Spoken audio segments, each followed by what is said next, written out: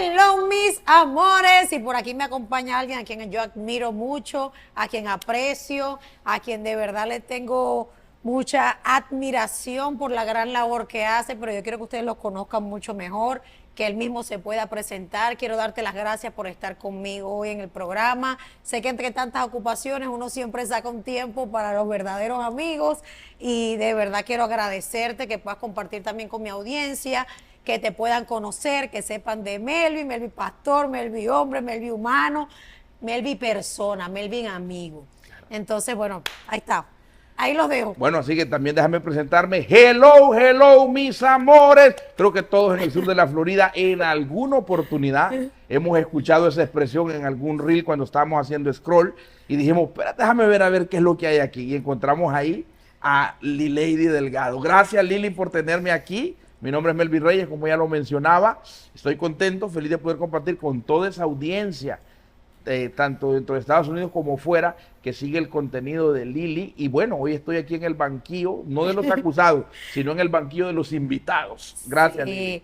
Melvin, bueno, antes de que entremos en la vida pastoral, quiero hablar más de tu vida personal también, de tu vida personal. ¿Cómo llegó Melvin aquí? A ver, ¿cómo está Melvin hoy aquí sentado? Bueno, ya podría decirte, 25 años radicado en el sur de la Florida, llegué muy joven, casi un niño. Salí de mi hogar muy joven. Yo salí de mi casa a los 15, 16 años. Wow. Con deseo de superación, con deseo de... Creo que como salimos la mayoría de nosotros de Latinoamérica, con el deseo de volvernos millonarios. Sí. Con el deseo de trascender, de poder generar fortuna, una mejor vida para nuestras familias. Y esa fue la excusa con la que Dios me sacó de Honduras. Yo salí a esa edad muy joven. Cuando llegué aquí a Estados Unidos me di cuenta que no era como lo miramos en las películas o como lo miramos en el cine, que hay toda una vida por atender, jornadas laborales extensas. Me di cuenta que no era tan fácil, ¿verdad? Pero sí, llegué aquí a esta ciudad, a Miami, hace 25 años, y agradecido porque he visto el favor de Dios. No me he hecho millonario todavía tengo el sueño de poder alcanzarlo, pero sería muy irresponsable de mi parte si te diría que no he disfrutado la vida, la estancia en este maravilloso país que nos ha acogido a todos. Y básicamente, pues ese soy yo, un joven que sale de su país. Soy de Honduras, yo nazco en Honduras. Sé que parezco italiano, pero soy hondureño. Sí, seguramente. Yo parezco, ajá. Y cuando llegué aquí a este país, me encontré sin familia. Yo salí sin mi familia, yo vine joven. Yo terminé la secundaria en mi país y me vine acá a tener una vida de adulto, aún siendo un niño, literalmente. Sí. Y básicamente por ahí comenzó la historia. Bueno, y ya que el Señor te trajo hasta aquí, ¿no? Porque bueno, hoy por la gracia de Dios te podemos tener aquí, podemos escuchar también ese llamado que el Señor en su momento te hizo. Yo quiero que nos hable de esa experiencia espiritual, de esa experiencia más allá de un ser humano, de lo sobrenatural en tu vida. En mi vida. Tú sabes que es muy curioso, Lili, porque, te resumo, yo vengo de un hogar cristiano. Okay. Mis padres, toda mi familia, cristianos. Y bueno, nos convertimos a Cristo, al cristianismo, cuando yo tenía como algunos 4 años. O sea, que puedo decirte que desde niño, ¿no? Pero pasa algo muy interesante, y es que cuando mi mamá, que es quien se convierte a Cristo por una enfermedad, mi mamá tenía una enfermedad de muerte, estaba condenada. De hecho, yo recuerdo que a los 4 años, una noche, mi mamá tuvo una crisis y literalmente un 24 de diciembre, mi hermano y yo, se nos desmayó y pensábamos que se nos iba. Y el Señor la sana. El Señor la sana. O sea, que hay milagro. Es un milagro. Hay un milagro. Claro, es un milagro. Es un milagro al punto que tiempo después ella se convierte a Cristo, pero producto del agradecimiento de lo que Dios había hecho en su vida, ella agarró el evangelio, pero lo agarró de una forma intensa. Mi mamá es una mujer muy intensa. O sea, no fue un evangelio como tibio, no. Sí, no era un evangelio. O sea, era o van a la iglesia o no comen. Ajá, así, okay. Literalmente. Entonces yo crezco con esos podría decirlo yo, Esos valores, esos principios. con esos valores, con esos principios, pero a la misma vez como rechazando un poco ese estilo de vida, ¿no? O sea, no soy cristiano por convicción, sino por obligación. Entonces, cuando yo termino la secundaria, a mí me mandan de vacaciones. Mi mamá me dijo, vas a ir a Estados Unidos 2 meses de vacaciones y luego te regresas para que continúes la universidad. Cuando yo estoy aquí en Estados Unidos, digo yo, este es el momento perfecto. Me voy a fugar de mi casa y así ya no voy a tener más que ir a la iglesia. Porque me era tedioso que mi mamá me obligara a mí a ir a la iglesia. Entonces yo me quedo aquí en este país, tengo que inventarle un montón de cosas a mi mamá, eso fue una historia. Ella después hasta me amenazó con echarme a migración.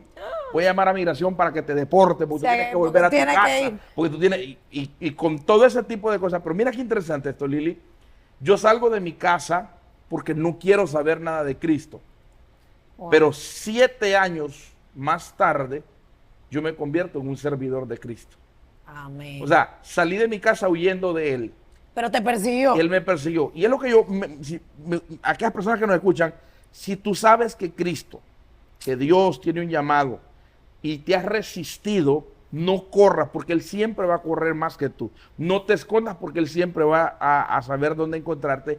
Y imagínate tú, salgo huyendo porque no quiero saber nada del Señor, pero 7 años más tarde me convierto en pastor de Cristo. Amén. Entonces, se cumple lo que dice la Escritura, que cuando tú instruyes al niño desde pequeño, aunque él quiera apartarse, le será imposible, porque será como una ley atada a su corazón. Y para mí, eso es lo que fueron todos los valores que mis padres pusieron en mi corazón. ¿Hay alguna experiencia que tú recuerdes donde el Señor de verdad, que haya sido impactante en tu vida, que todavía puedas atesorar en tu corazón y quede ahí en el recuerdo? ¿Qué te puedo decir, Lili? Yo sé que pueden haber sido varias. Muchísimas, claro, claro. Yo creo que, y a veces suena un poco contradictorio, pero muchas veces una de las formas donde más logras mirar y conocer a Dios es en medio de los momentos difíciles, del dolor, en medio de la angustia, y ahí he podido ver a Dios, pero testimonios increíbles, he visto todo tipo de milagros, Dios me ha permitido. Tengo 15 años como pastor, pero tengo casi 18 o 19 años trabajando en el ministerio, porque antes de ser pastor trabajé todas las áreas de la iglesia, sonido, cámaras, fui misionero en muchos países y he visto todo tipo de milagros. He visto niños ser sanados de enfermedades. Recuerdo aquí en la iglesia un milagro que me tocó mucho, cuando recién habíamos comenzado la iglesia local aquí en Miami. Y llegó una familia con una niña de 1 año y medio con leucemia. Y la niña está condenada a morir. Y poder ver cómo Dios sanó a esa niña. Y esa niña tendrá que 16, 17 años. Wow. Y saber que está sana. Y que llegaron con un diagnóstico médico negativo. Y saber que Dios hizo un milagro. Son de las cosas que te van marcando y te van afirmando la fe. La fe. Y ese llamado también. ¿Qué significa para ti liderar la iglesia? Liderar, o sea, yo sé que como pastor muchas situaciones se ven difíciles también, ¿no? Pero, ¿qué es lo más hermoso de liderar, de ser pastor? ¿Qué quizás es lo que tú... ¿Cuál es la experiencia? Yo diría que una de las satisfacciones más grandes que le puede dar a un ser humano es saber que está haciendo lo correcto y que está cumpliendo el propósito para lo cual nació. Hay una frase que escuché un día de un filósofo y él decía, la persona fracasada en el mundo no es la que no tiene dinero, la persona fracasada en el mundo es la que no tiene propósito. Dios. Porque cuando alguien no tiene propósito simplemente tiene una vida que no tiene sentido. Pero también él decía, la persona más frustrada en el mundo es la que conoce su propósito, pero no sabe cómo cumplirlo. Y eso convierte a una persona en una frustración.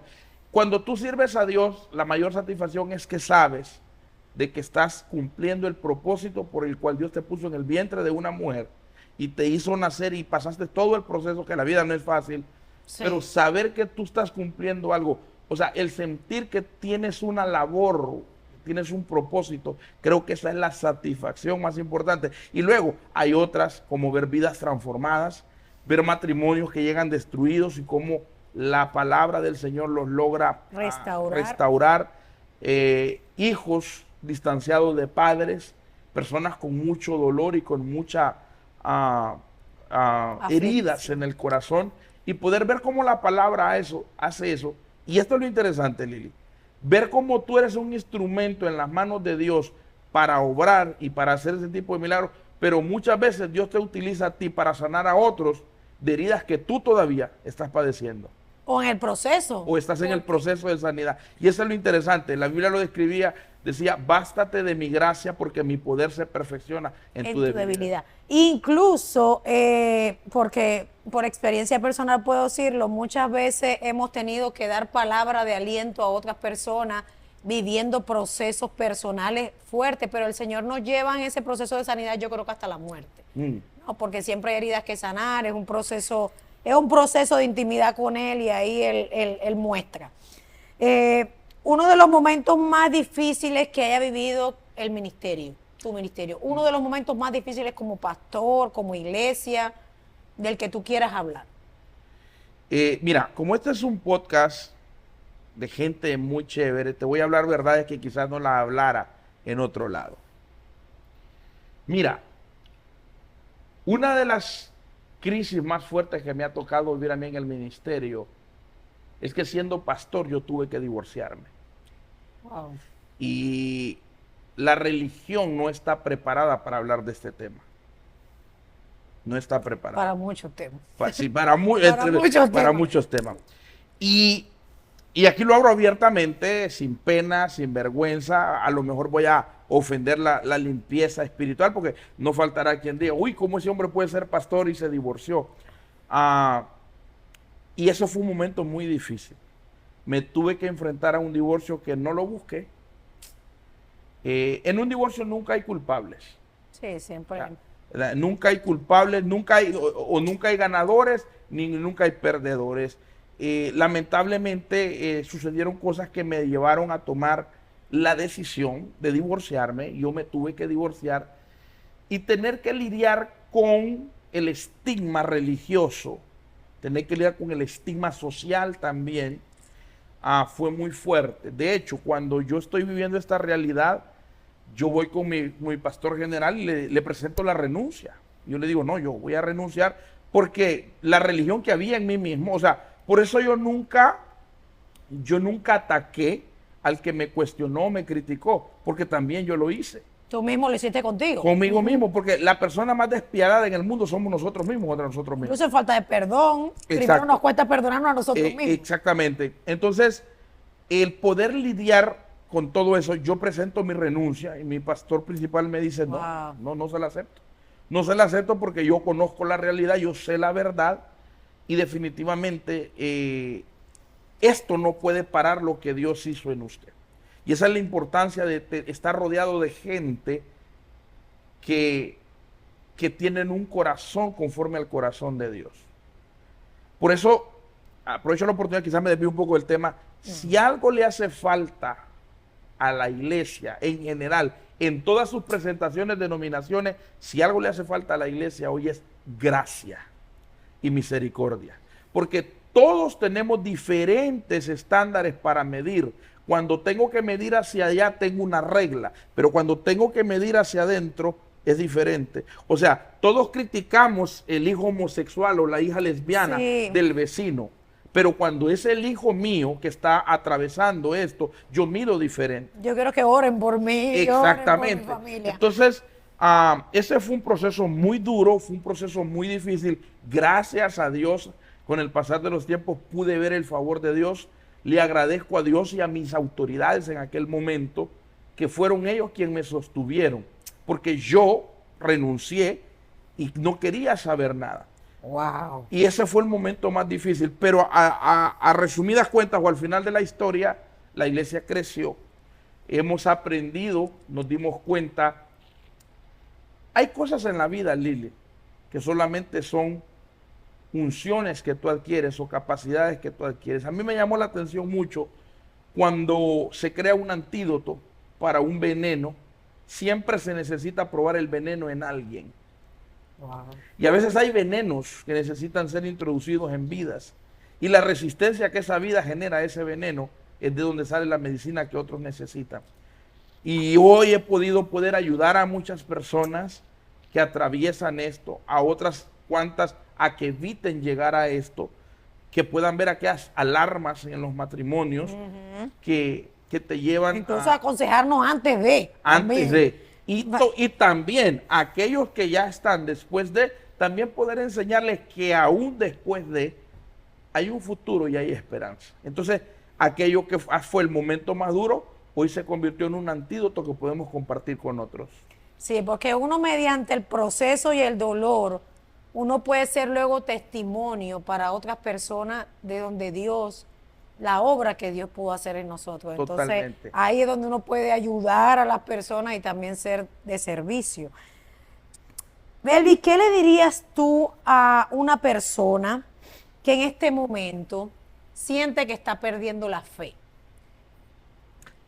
Por cualquier motivo. Siente que su fe se ha debilitado, no sé si lo hablemos a la iglesia directamente, porque hay muchas personas que sabemos que están dentro de la iglesia, pero no tienen una relación tan íntima con el Señor y puede estar pasando también dentro de la iglesia o fuera de ella.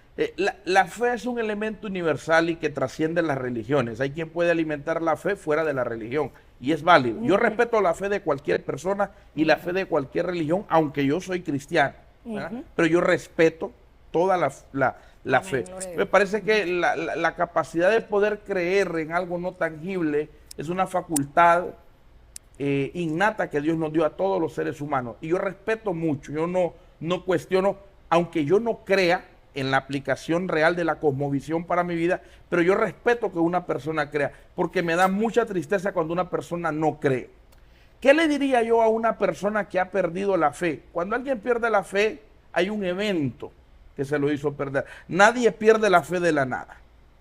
Entonces, una persona que o ha perdido la fe ha sido por un evento, y yo lo resumo. Y esa pregunta en esa temporada de mi vida es muy fácil para mí respondértela, pero no muy fácil de vivirla. Mi esposa y yo acabamos de perder a nuestra hija, con toda ilusión esperábamos, mi bebé, mi princesa. Yo soñaba en convertirme en el suegro más tóxico que el mundo hubiera visto. Y ya casi a los 40 años, pues ya uno ya está en esa edad de tener hijos, pero mi esposa quedó embarazada y anhelaba con tanto anhelo en mi corazón esa bebé. Y de una manera espontánea, a los 6 meses de embarazo, mi esposa rompe fuente y la bebé se queda sin líquido amniótico en su vientre y la niña cuando nace sin vida. Habían sido 6 meses de soñar, de visualizar, de crear planes, y me doy cuenta que el médico tiene que darme para que yo cargue por unos minutos a quien es mi hija, que tiene un nombre, pero que ya no tiene vida. Y he creído al Señor y he visto milagros de todo tipo. He visto a personas levantarse de cáncer, he visto a personas levantarse de comas, he visto tanto tipo de milagros que yo he orado para otras personas y los he visto, pero hoy oré por mi hija y el cielo no respondió. Ahora, ¿cómo yo administro esa pérdida? ¿Cómo yo administro esa expectativa no cumplida? Muy sencillo, muy sencillo. Yo creo que poder ver la bondad de Dios, aún en los momentos difíciles, te va a ayudar a que tu fe no decaiga. Y yo te voy a decir, obviamente me dolió, es un duelo que todavía lo estoy procesando. Incluso hemos tenido conversaciones y reemplazando porque no, y lo hemos reemplazado porque sabemos que es un dolor, o sea que es un proceso que todavía... Que de hecho teníamos nuestro encuentro pactado para más antes y estábamos en todo este proceso de recuperación. Pero si tú quieres, yo te respondo, hoy yo creo más en Dios que antes. Hoy yo creo más en Dios, porque he podido ver su consuelo, que muchas veces el consuelo también es la respuesta y es el milagro. A veces estamos tan afanados, Lili, en que suceda lo que nosotros queremos, que desaprovechamos la oportunidad de ver la ternura y el amor de Dios con nosotros, aún en los momentos difíciles. Se perdió mi hija, pero también tengo un bebé, tengo un hijo de 4 años. O sea, por varias cosas que han pasado en mi vida, quizás clínicamente yo no debería tener a mi hijo, pero lo tengo. Amén. Ahora perdí a mi bebé. Entonces, aquellos que hayan perdido su fe en ese evento que te robó la fe, porque siempre la fe se pierde en un evento, aprende a ver la bondad de Dios, aprende a ver esos detalles, cómo Dios, aún en medio del dolor, está contigo, y cómo puedes ver que Él sigue siendo bueno a pesar de. Eso le diría yo a alguien que esté perdiendo la fe. Y ese que